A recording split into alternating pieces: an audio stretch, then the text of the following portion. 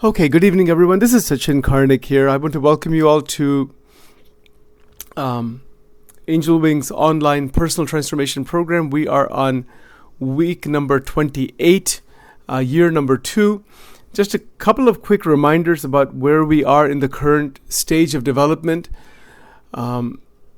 Year number 2 has the major goal of providing balance.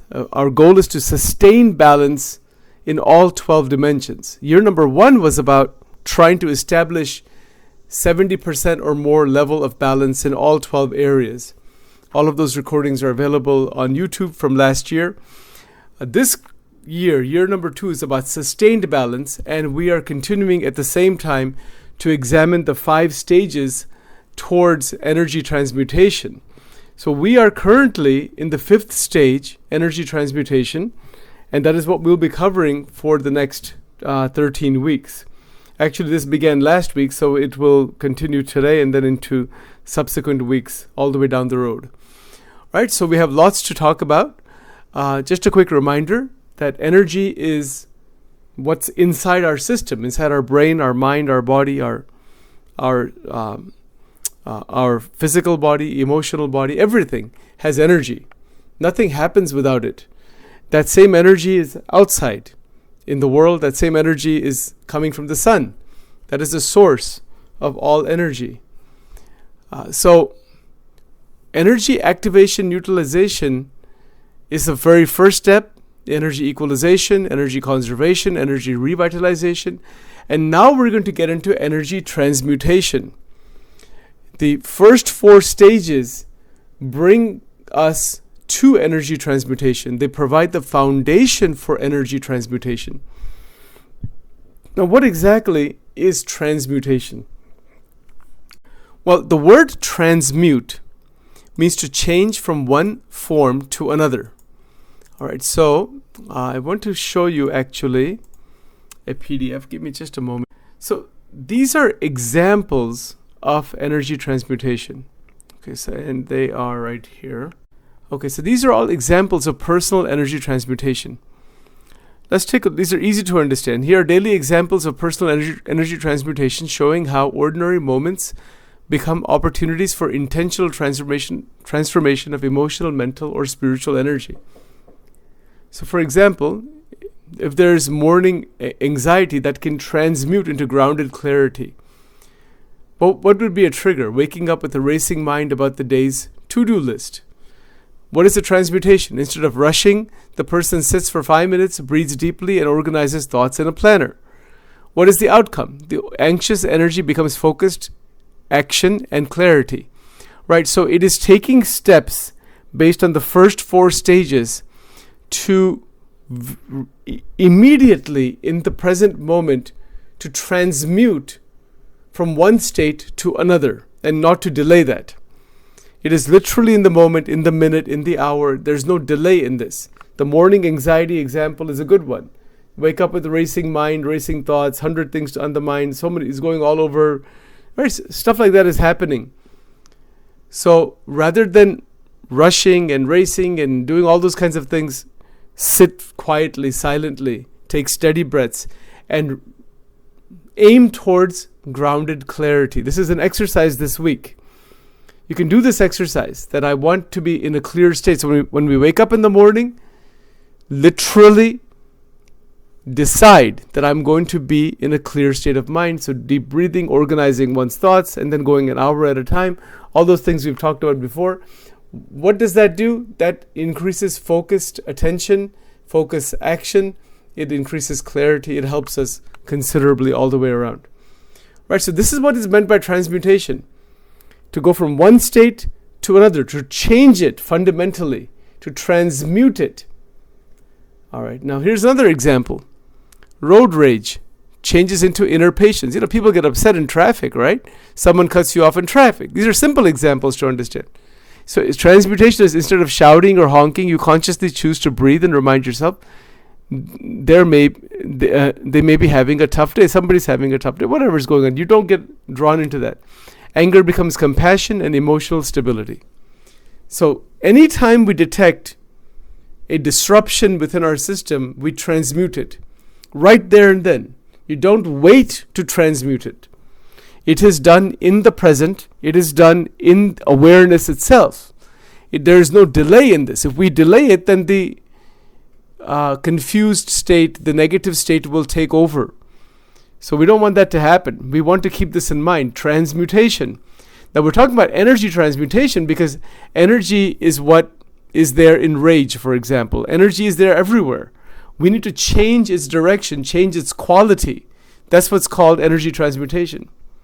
Here's the third example, criticism at work. A supervisor criticizes your project harshly. You're working on a project, somebody really criticizes. That becomes a trigger. Okay, what do you do with it? After an initial emotional reaction, a person reflects and says, what part of this is useful feedback? You revise and improve your work. That requires patience. Rather than arguing and shouting and screaming and whatever else and getting depressed, try to be patient, try to be still. When we are patient, when we are trying to listen to what the other person is saying, is there some truth in that? Have a conversation with them. That helps us, helps the other person, helps the supervisor, helps the organization. So what is the outcome? The hurt ego is transmuted into resilience and professional growth. Simple examples. These things, we already know this. This isn't something new. This is something that's already known to us. We just don't apply it. That's all. Now, that's why I'm presenting it, because these are real life situations that, this is just not anything new at all. What is new in this is when we apply. When we apply the transmutation process, it becomes beautiful for us. Okay, here's another one. Consumer temptation that transmutes into creative redirection. Trigger, impulse to shop online when bored or stressed. People get bored, they get stressed, things like that happen. It's a trigger to just shop online, to get out of that, to be stimulated somehow. But transmutation is what? You recognize the urge and redirect that energy to painting or journaling. Change it. Change the energy. Change the direction of it. That will transmute the temptation in a much more creative way. It's not suppression. It is transmutation. Mutation means to change fundamentally from inside out. What's the outcome? The desire to consume becomes a moment of creation and self-connection. How beautiful is that? You go online and spending $50, $60, $100 just to get a little bit of a relief. We can mindfully redirect our mind in a different direction, in a creative direction. So it becomes creative, there's a self-connection, there's a further growth, rather than something that is a momentary stimuli, but it certainly can be very damaging. Or it doesn't really resolve the boredom or stress. The mind will jump to something else, and it will still revert back into that boredom, so we have to deal with that. Here's another one. Jealousy transmutes into motivation. Seeing a friend succeed in an area you're struggling with. You have a good friend, and, my God, that person is doing well. I'm not doing well. That becomes jealousy. So what's the transmutation? Instead of stewing in jealousy, you ask, what can I learn from their efforts? And set small personal goals. What can I learn from the other person? What are they doing good that I can learn from?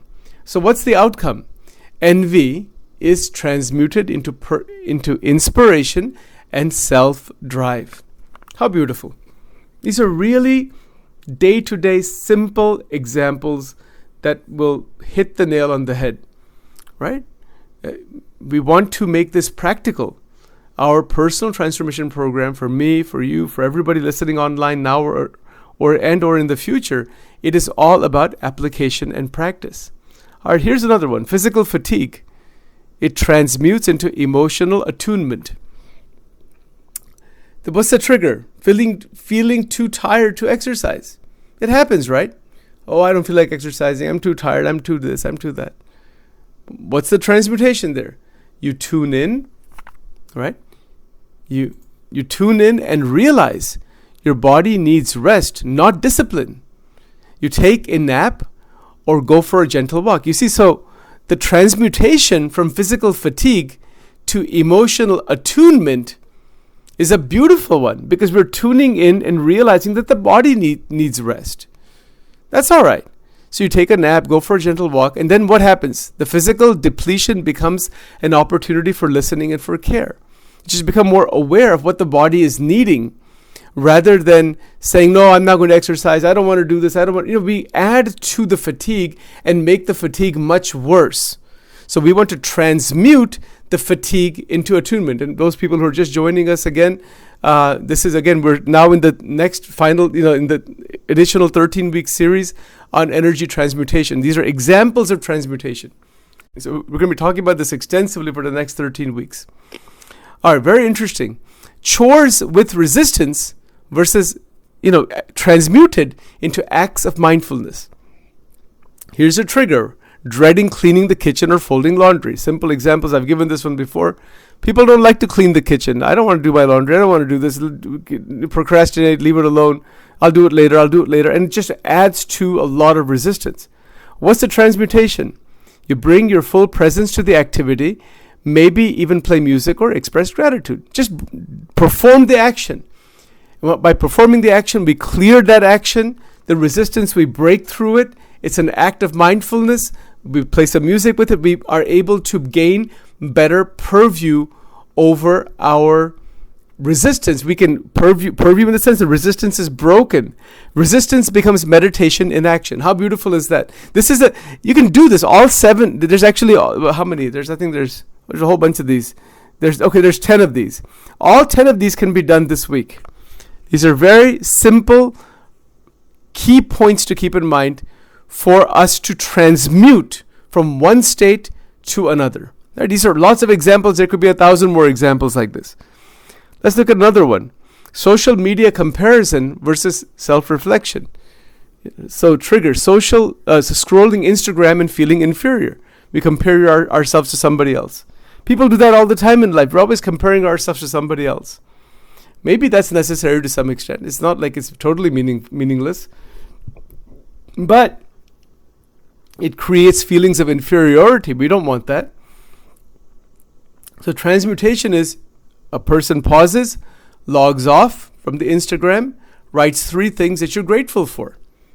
You retune. Transmute the feeling of inferiority into gratitude. How simple is that? How fantastic. But to do that, our tendency, when we start having an emotion like inferiority, we just begin to live in that. Like, that's who I am. That's what's going to be. We get drawn into that entire whirlwind of emotion. And by doing so, we damage our internal core energy. Right? So what is the outcome of the transmutation? Insecurity becomes grounded self-awareness. So beautiful. So beautiful. Let's look at number 9 here. Misunderstanding in a relationship. That transmutes into intimate connection. Here's a trigger. A text message is misinterpreted and sparks irritation. Somebody sends a message. We do this a lot, right? We do this with communication. We need to be very careful when we're sending messages. Sometimes they are really misinterpreted. Sometimes when we are speaking to someone, even that's misinterpreted. Always check with another person. Is the understanding coming through properly, clearly? Don't jump to conclusions, right? But here's an example. There are text messages misinterpreted and sparks irritation. What does the misinterpretation and irritation do to core energy? It damages it. It deflects it. We get deflected right away because of that misunderstanding. So what's the transmutation there? Instead of reacting, you call the person and clarify calmly. Yes, it's necessary to clarify in life, absolutely. But with calmness, with the right kinds of language, it's an art. Transmutation is an art. And we're going to be talking a lot about this, but these are just some initial thoughts to keep in mind, initial examples. All right, now tension becomes deeper communication and emotional closeness. How fantastic is that? Otherwise, one just starts living in one's own mind. Oh, person said this, they said that, this happens, that. We create a whole series of things inside our mind. We create so many stories inside our mind. Unnecessarily overanalyzing. It's not necessary. Okay, end of day regret. This is the 10th example. There could be hundreds of examples like this. I just put together 10 of them actually. Hold on one second here. Let's close that. Evening. So end of day regret turns into evening forgiveness ritual. This is very interesting. You feel regret about how you handled a conversation. Yeah, gonna happen, right? Something we did during the day, we don't like it, we feel regret about that. What do? We write a note of apology or practice self-forgiveness before bed. It's good to forgive everyone if we can before going to bed. Forgive yourself also. Write it down if you want, write a note of apology, it's okay. That is transmutation. And what is the outcome? Shame becomes learning and closeness. So these are 10 examples of transmutation. Now, what I want to do here, I want to show you some other things actually on this. There's a lot of interesting points to keep in mind regarding energy transmutation. I'm going to give me just a moment here. Just to be very clear, personal energy is a dynamic force that fuels all dimensions of human experience. We know this. This is the fuel. Our actions, our thoughts, emotions, memories, desires, energy, spiritual aspirations, everything is possible due to the dynamic force that is personal energy. It is the underlying current that animates our body, informs our choices, and determines the quality of presence in the world. Look at the sentence carefully. It's a very powerful sentence. I'll put that in bold for you. And we need to understand this before transmutation can actually happen. The force of energy is that it's an animating force. It informs choices. It's the underlying current that allows us to have decision making and determines the quality of our presence in life. But how does that quality determined? That quality, we have to determine that. We have to determine the quality of the experience that I'm looking for in the next hour, in the next day, in the next week, next month, etc. And that quality, when we set that clearly in our mind that this is the quality I want, without any confusion, then we can take steps to realize that, and taking those steps is a transmutation process. So unlike external resources such as time or money, personal energy is an internal resource that is both renewable and transformable. We've talked about the renewal of this energy, the revitalization. We've talked about it extensively. Right? We recognize that. We know how to do that, hopefully. Once we're able to do that, we recognize that we can transform it into what we want it to be. It's very interesting. Like if you take a $100 bill and go to the Christiana Mall, you're basically, let's say you decide to buy something for $100. Maybe it's some food, or maybe it's some clothing or something, whatever, some books. You go and buy it, you spend the full $100. The $100 is transmuted into the actual objects that are bought. That's transmutation. The $100 bill by itself is not going to do anything for you unless you know how to use it. Right? It has to be used in the right context, in the right place, in the right way, for the right reason, in the right context, in the right situation. All of that has to be in place. A $100 bill will not be directly exchangeable in Canada. You have to change the currency. Or if you go to Mexico, or if you go to India, or if you go to China or some other place, yeah, you can exchange the currency, but you not be able to. Nobody's going to take a $100 bill. They're going to take their currency. That's the whole point. We have to know how to convert our current energy reserves into a transmuted state that is usable.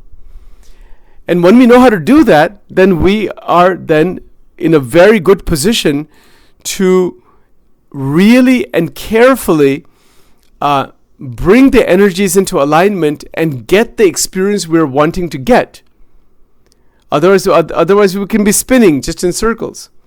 Right? So when we speak of managing or transmuting energy, we're referring to the capacity to become consciously aware of these internal energetic flows. It's always through every single thing that we've talked about so far. Awareness of internal energetic flow. Yes, that is there. We'd recognize how it flows, and then how that flow is activated, regulated, refined. That's all part of the transformation.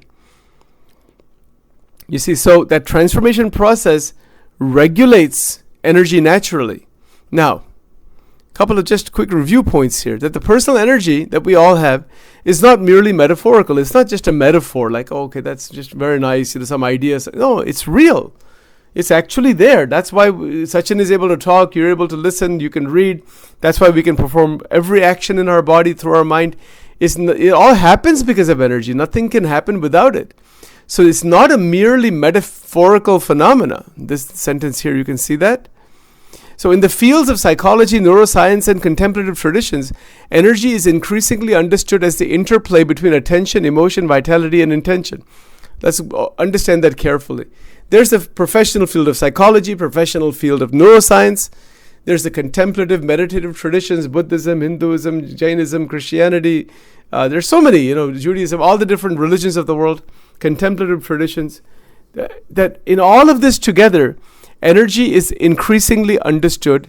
How is energy understood? As an interplay between attention, emotion, vitality, and intention. Let's look at these carefully. When we actually understand this and when we can see this interplay, we are going to be in a state of transmutation. Attention is keeping awareness of what is the current experience. That is called attention. Emotion is the emotional dimension. Thought, emotion, memory, desire, energy, TEMDE. The emotions that are going on, we are aware of them. And they are always connected with our life experience. And then vitality. How much good quality energy is opened up? How vital are we? We looked at that before also. You can listen to the past recordings on this. And with that vitality, with that activated power, the intention, what is my intention to experience what? What is my goal here? What experience do I want? Without an intention, there's no motivation. Without motivation, there's no right action. Without right action, there is no reaching a transmuted state of experience. And we actually do transmute energy all the time. We eat food and it gets transmuted into physical activity for the body. That same energy gets transmitted verbally and mentally. It just keeps changing forms. It's already happening. But we can intentionally transmute our energy in such a way that we can gain the experience we're looking for, where that wanting of the experience is not contradictory. I know that's a mouthful, but that's the whole idea here. We want to reach a state of non-contradiction so that there is no more internal back and forth pulling, where desires are pulling energies in all different directions. We don't want that. We cannot transmute core energy into the best quality of experience if our desires are pulling us in contradictory ways. It's not going to happen. Let's look at this next example here. For instance, when a person feels exhausted after a social interaction, it's not just physical tiredness, it's also emotional depletion, cognitive overload, or empathic fatigue. Thus, learning to work with personal energy is central not only to health and productivity, but also to purpose, creativity, and spiritual realization. When I realize, if a person realizes, I'm getting emotionally depleted, I'm getting overloaded here, I have to apply the principles in the previous series to go through them and to bring myself ready to transmute. The energy revitalization, energy conservation, energy activation, all those stages, those first 4 stages are a preparation for energy transmutation. That is what they're there for. And so when we have gone through those stages, we've gone through those exercises, when we have really put our mind and attention on a regular basis to apply those principles, we are preparing ourselves for energy transmutation.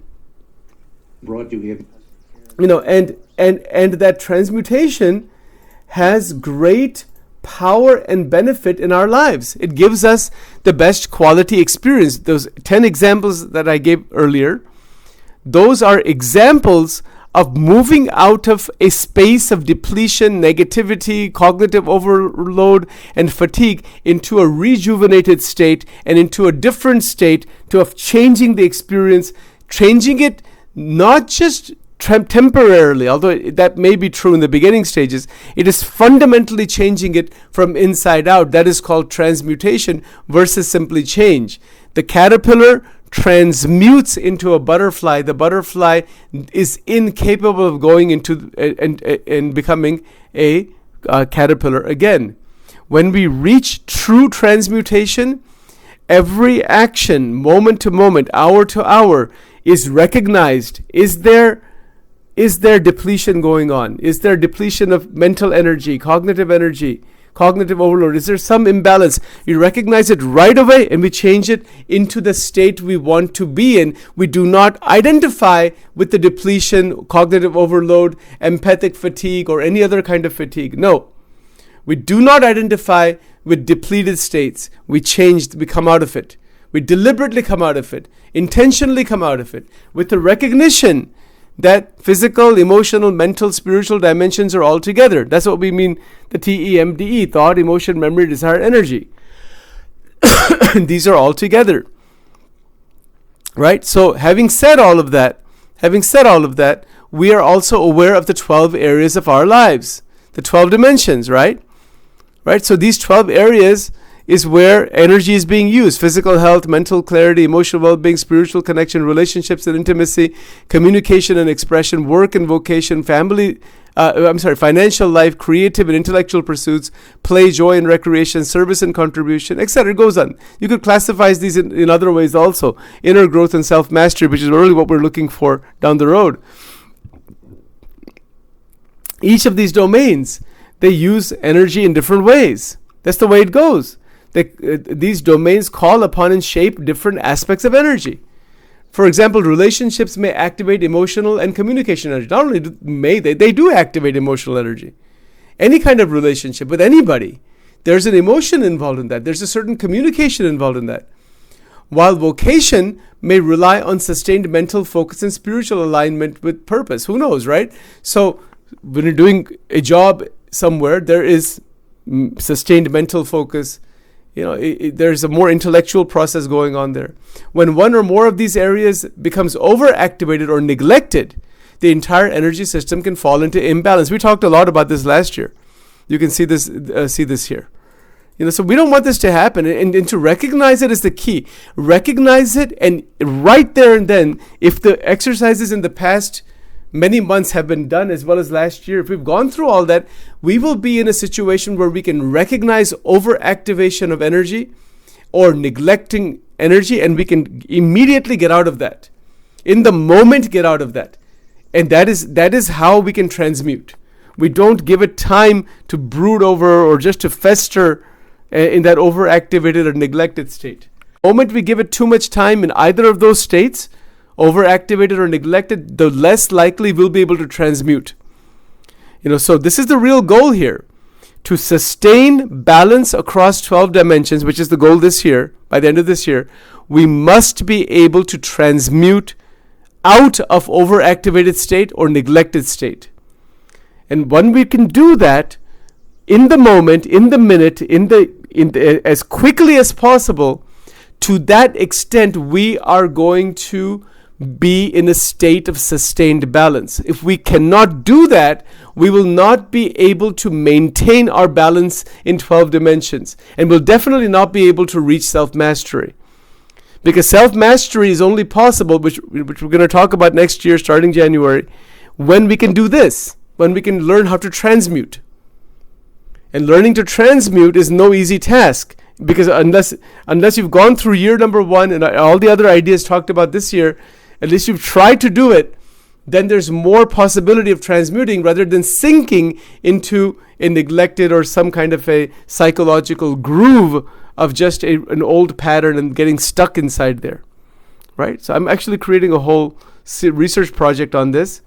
But anyway, these are our 5 stages. Again, remember, let's just be very clear. I mean, I would be very happy with all humility, if all those who are attending and listening even independently memorize these 5 stages. Energy activation and utilization is stage 1. Memorize it. You should know what that means, right? Energy equalization is stage 2. Memorize it. You can Do it on your hand. Just like the TEMDE, energy activation, energy equalization, energy conservation, energy revitalization, and energy transmutation. Know what they are. Memorize them. So there's 3 things to memorize here. The TEMDE on your right hand if you want, and then left hand plus 1 thumb, whatever you want, 1 finger. You've got the 6, the quality, quantity, direction, dimension, depth, and structure. And now these 5 are here, right? Energy, activation and utilization, energy equalization, energy conservation, energy revitalization, energy transmutation. Memorize it. Make a recording out of it. The definitions are here. We have so many hours and hours of recording all this stuff. Try to memorize, the 5, the 6, and the 5. 5, 6, 5. Right? Thought, emotion, memory, desire, energy. Each one of those has 6 aspects: quality, quantity, direction, dimension, depth, and structure. And when you pull all that together, we're talking about energy that's flowing, and that energy can eventually reach energy transmutation. That's our goal. We want to be in a state of energy transmutation throughout the waking time when we're awake. That's our goal. If we can do that, then we'll get to what happens at nighttime. We're going to get to that next year or the year after that. That's a much more advanced subject. We will not even get to that until this can happen.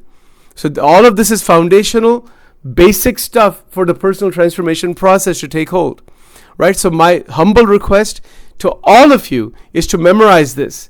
The 5, 6, 5. The TEMDE, then the quality, quantity, direction, depth, and structure. And then we've got the energy activation, utilization, energy equalization, energy conservation, energy revitalization, energy transmutation. Right? So, again, in this 5-stage model, what is primary here? Central to the 5-stage model is the primacy of consciousness and intention. Nothing happens without that. Consciousness and intention means what? That consciousness, it could mean spiritual consciousness, but we're talking about psychological consciousness, our mental, the TEMDE. So the word consciousness here is being used in that way. Thought, emotion, memory, desire, energy. People get confused about that many times. In the field of psychology, the word consciousness is used more in terms of mental process. In the study of Vedanta and consciousness studies, we're looking at more philosophical and more spiritual ideas behind that. Right? So the same word is used in several different ways. Here we're talking about psychological consciousness, the TEMDE. And intention. Without Sachin's intention, is the intention clear? Simply my saying that, I want to balance life, that's fine to say that. It is not going to take me anywhere unless I'm really consciously intending that that's what I want. And with that conscious intention, energy can become active. It can stop being diffused. It can be controlled. It can be focused into the right kinds of habits. Reactivity can be reduced. And the best kind of conditioning can take hold. Right? So that is what is called conscious intention. Intentional act. Intention acts as an internal compass that gives direction to energy. See this sentence here. Very powerful, very beautiful. It's a very beautiful power. We have the power, folks. Are we using it or not? Are we just lying dull, keeping that potentiality in a dormant stage? Make the potentiality in an active stage by activating intention. And what is my intention? It's very simple. To intend to transmute. Write that down in your notebooks. Make a bold, paragraph or make a bold statement about it. That my intention is to transmute energy into a much more refined, much more activated, much more meaningful and beautiful state rather than sinking into old, harmful, energy-draining patterns. Not going to do it. And so energy activation, equalization, utilization, and stabilization and all those things, that are part of this model, conservation, all of that is just a preparation. These first 4 stages are simply a preparation for transmutation. The culmination of this model, this stage, involves the intentional refinement of stored energy into higher states of consciousness, creativity, compassion, and spiritual essence. This is our eye on the prize, energy transmutation. So instead of merely feeling or expressing energy, one learns to repattern it to elevate anger into truth, fear into clarity, desire into devotion. This is a stage of energetic alchemy. If you're taking notes, write these two words down. This encompasses the entire thing we're talking about. It is called energetic alchemy. How fantastic. It's so beautiful. Absolutely beautiful. And as we start living this, beauty opens up. Transmutation takes us to our inner beauty. Each action that is transmuted or living in a refined state brings about phenomenal growth. That will then eventually take us to self-mastery. Okay, now let's go a little bit further in this. Oh, this is so fantastic. We could talk about this the rest of the night. This is so beautiful. Here's another analogy here. Just as a magnifying glass focuses sunlight into a single burning point, intentional focus diffuses energy into meaningful expression. How beautiful is this? Look at this. Let's put that into a nice color there. See how fantastic. Just as a magnifying glass focuses sunlight into a single burning point. Isn't it so? We've all done that as children probably. Our intention, our agency, our free will can focus diffused energy. It can focus diffused energy into what? Meaningful expression. Now, who decides what's meaningful? We do. We have to decide that. I have to decide what's meaningful for me, what's enjoyable for me, what's good for me. Right, so consciousness, now this is interesting now. Here's the next part of this, consciousness.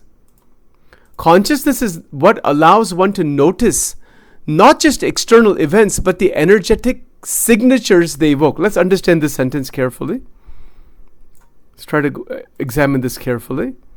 Let's open that a bit further. Let's put that in a different color. Let's put that into a bluish color there. Consciousness, meaning our psychological consciousness, and all that simply means is the thought, emotion, memory, desire, and energy. All five of these are functioning together. They make up our psychological consciousness. That's what that means. So don't be confused about it, please. Keep the terminology very clear. If you're taking notes, please make sure you ask questions when the time is right. If you need to ask questions, make sure that the concepts are crystal clear. Then you will see how fantastically they can be applied. So consciousness is what allows one to notice not just external events. Of course, we notice external events, but the energetic signatures they evoke. External events evoke energetic signatures. Some problem going on in the external world, the wars that are going on, the political issues that are going on in this country, in the world. There's a lot of difficulties going on all throughout. What do they provoke? They provoke energetic signatures. They evoke energetic signatures. Excuse me, provoke also is okay. But they evoke energetic signatures within ourselves. And we become aware of that. Okay, wait a minute. What is the kind of energy signature? Now, what's an energetic signature? What is that? That's a big subject. We could spend a whole series on that one. And we need to understand that. An energetic signature, from what I understand of this at least, let me talk about this a little bit here. And maybe we can stop with that and then move into our quantum quality for this evening. Energetic signature is where an experience from outside, a situation that is happening externally, is held internally with an emotional charge, with certain thought pattern.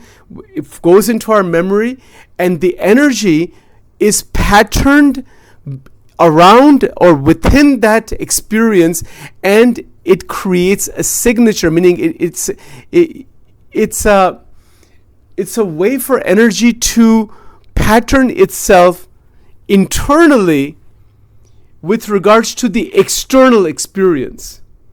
So, for example, if Sachin watches some kind of a very violent scene, which I don't, thank God, but that scene gets recorded inside, of course, as memory, but then it also gets recorded as an energetic signature.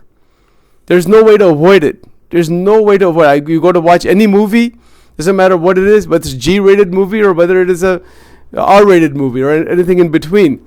It's going to be recorded inside and is going to produce an energetic signature. Our conversations with other people produce an energetic signature. Attending a wedding or a ceremony produces an energetic signature. Attending church or reading scriptures produces an energetic signature. Finding faults with others, taking negative qualities of others, talking back of others produces a negative energetic signature. Whatever action we perform mentally and the stimuli we input inside of us produces an energetic signature. There's no way at all to avoid that. The only thing one can do is to decide what to do with it once it's there. Now you can decide what to input inside the mind to begin with. Like for example, I saw some on Hulu or something, I was watching a documentary and some advertisement came up and they're about some new movie, some horror movie made by Stephen King. I never watch horror movies. I just hit the mute button and close my eyes. I don't want to even see the advertisement. I don't want to know anything about it. I don't want to see it. I don't want any of those images, any of that thing inside my mind at all. Because I cannot stop it from going inside my mind if I watch even the ad of that. Now, watching the ad of it may not have much of an impact. Maybe. But by mistake, if I watch that, my mind has to deal with the horror that's in that film. And that'll start living inside of me as an energetic signature. Do I want that? And how am I going to transmute that thing? It's extremely difficult, if not nearly impossible, to transmute certain very deeply emotion-laden, fear-based energetic signatures. They're extremely difficult to break. That's why we use Sanskrit mantras and things like that to break those energetic signatures. But that's a whole different subject. The point is, there's no way to avoid energetic signatures. The question we all have to ask ourselves, what is the signature we want? And see, the word signature is interesting. Like when a person, let's say, writes a letter to someone else. Sachin writes a letter to all of you, let's say, and then signs his name, Sachin J. Karnik. What is that called? That's called a signature. What does that signature signify? That this letter is written by me, it is being sent to you. That's what it means, right? So similarly, the experiences from the outside, they come inside and our mind signs off on them. That's called an energetic signature. Our internal mental mechanism signs off on the experience that this is mine. Just like when I write a letter, if I don't sign my name, who's going to know who the letter came from? I could have my name on top, but when I sign it, it's authentic that this is my signature. That I'm authorizing that I'm the one responsible for this. Similarly, when the mind signs the experience, and here's the interesting part, it's going to put its signature on all experiences. Every single experience, good, bad, neutral, mild, medium, moderate, whatever, intense, all experiences, every experience is going to have an energetic signature. Can never avoid it. Impossible to avoid. Impossible to avoid. Once it comes inside, it produces an energetic signature. Now what do we do with this? So consciousness, meaning our internal awareness in sense, is the capacity to observe one's internal states. What's happening inside? Is there tension, excitement, depletion of energy, joy? What's going on? And to pause long enough to choose how to respond. You see this point. Here's the next sentence. Each of these sentences is just beautiful. Absolutely beautiful. And I'll be sending all this to you within the next day or so. I have a little bit of catch up to do. I've been just a little bit backed up on these recordings and all. But you'll get it soon enough. So it is the capacity to observe one's inner states. The capacity increases. The initial 4 stages that we talked about, these energy utilization, equalization, conservation, revitalization, these 4 set the backdrop, set the prerequisite to eventually be able to observe one's inner states. It's not easy to do in the beginning stages. It doesn't just happen like that. I can observe it. I can see it. Is there tension, excitement, depletion, this, that, joy, whatever, conflict, happiness, elation, whatever it is. And then pause. We don't do this, right? This pause, this is like a master key right there. It's a big thing to do, this pause. It's in this pause when we pause long enough, that we can choose how to respond to the inner state. It is a response to the activity happening inside of me that I can choose what to do with that activity. And this is where intention, when combined with awareness, makes energy transmutation possible. Absolutely amazing. These are beautiful, beautiful ideas. I really hope you'll listen to this recording later on again, and I'll send you all of this material that you're seeing on the screen. It is worth listening to this again, not because of Sachin, because these are powerful, transformative ideas.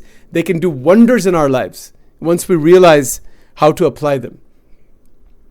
So intention combined with awareness, it makes energy transmutation possible. It can change the quality of our energies. And because of that, our experiences in life can really, really just take on a completely new dimension altogether. So for example, raw emotion of grief can become a wellspring of compassion and purpose only when it is brought into the light of conscious processing and redirected towards intention. We'll go into that further. I will stop here for now with this, and I want to go into the quantum quality, so bear with me just a moment here. Okay, so as far as the quantum principle, because we are in week number 28, the quantum principle for this week is setting personal boundaries for true freedom. We've talked about this before in some previous places. We need to set certain boundaries in life. We have to set them. If you don't do that, we cannot function adequately. Right? So what's a boundary? Personal boundaries are essential limits that outline how you expect others to treat you. These boundaries set the stage for well-being, self-respect, enabling healthy relationships. Understanding and communicating your boundaries can foster respect and understanding and interaction, leading to greater personal freedom and emotional safety. It's very simple. If we don't keep certain limits on how much we speak, how much interaction we have with friends, families, relatives, loved ones, there's always a limit.